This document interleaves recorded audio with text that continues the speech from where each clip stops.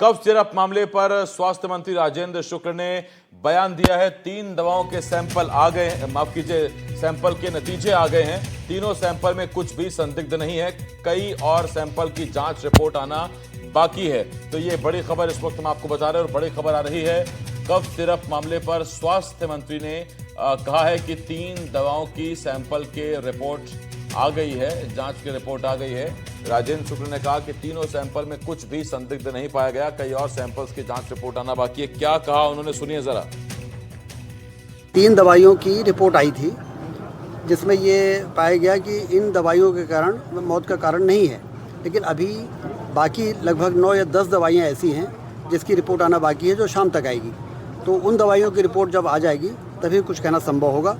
2 दिन पहले जो बात हुई थी वो 3 दवाइयों के बारे में बात हुई कि जिसके सैंपल की रिपोर्ट आ चुके थे और ये कंफर्म हो गया था कि इन दवाइयों के कारण मौत नहीं हो सकती है।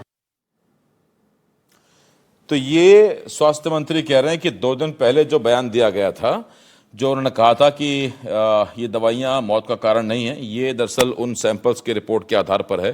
तो फिर अब कई सवाल उठ रहे हैं। सवाल तो ये भी उठ रहा है कि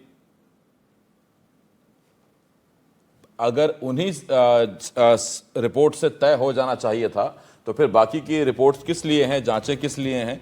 और अगर जांचें बाकी ज़रूरी हैं जो उसी से संबंधित हैं दवाइयों से, तो फिर इतनी जल्दी क्लीन चिट क्यों?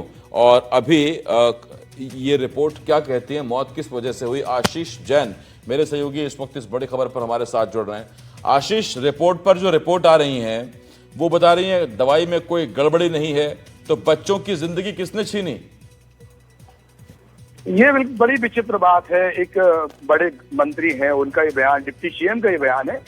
उनका ये कहना है कि 3 जो दवाइयां हैं उसकी रिपोर्ट पहले आई थी, जिसके आधार पर ये माना गया था कि क्लीन चिट दी जा सकती है क्योंकि उन दवाइयों में कोई गड़बड़ियां नहीं है, कोई ऐसी चीज नहीं है जिससे बच्चों की मौत हो सके। लेकिन जब हमने आज बात की, उनसे पूछा कि जब ये ऐसा कुछ नहीं है तो फिर बच्चों की मौत की वजह क्या है, तो उन्होंने साफ कहा कि अभी 9-10 दवाइयां ऐसी हैं जिनकी केंद्र सरकार को भी जांच रिपोर्ट गई है और जांच जब रिपोर्ट आएगी आज शाम तक, ऐसा इंतजार किया जा रहा है कि शाम तक रिपोर्ट आ सकती है। उसके बाद ये तय होगा कि कहीं ना कहीं जो 8-9 दवाइयां हैं वो तो कहीं मौत के लिए जिम्मेदार नहीं है। लेकिन ये बड़ी बात है कि अभी तक सिरप को लेके जो बयान है उसको ना बैन करने वाली बात की गई है, ना उस सिरप के संबंध में कोई ऐसी बात की गई कि अभी पेरेंट्स आगे बच्चों को दें अथवा ना दें।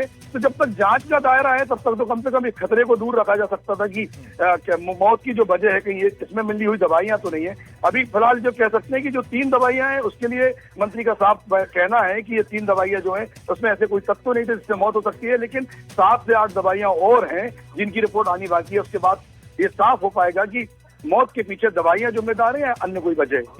आशीष, आप लोगों के और सवालों का जवाब भी दिया क्या स्वास्थ्य मंत्री ने या नहीं? जी, हम लोगों ने ये साफ बात को पूछा था कि जब सिरप की बात है तो कम से कम सिरप को लेके आपने जो पहले 2-3 दिन पहले बात की है कि इसमें क्लीन चिट दे दी गई, एक प्रकार से सिरप को सही माना गया है। तो उनका ये कहना था कि उस समय जो जांच आई थी वो 3 दवाइयों की आई थी। अभी जो और दवाइयां बाकी हैं, नीरी से जांच चल रही है, केंद्र सरकार के लिए जांच के लिए सैंपल भेजे गए हैं, उनकी जांच आना शेष है। लेकिन इस बीच में इस सिरप का उपयोग क्या पेरेंट्स करेंगे, क्या बच्चों को दिया जाएगा, इसके संबंध में मध्य प्रदेश सरकार का क्या कदम है, स्वास्थ्य विभाग का क्या कदम है, वो बात अभी तक साफ नहीं हो पाई है। बहुत धन्यवाद आपका इस तमाम जानकारी के लिए आशीष जैन मेरे सहयोगी नरसिंहपुर से इस वक्त हमारे साथ जुड़े हुए थे।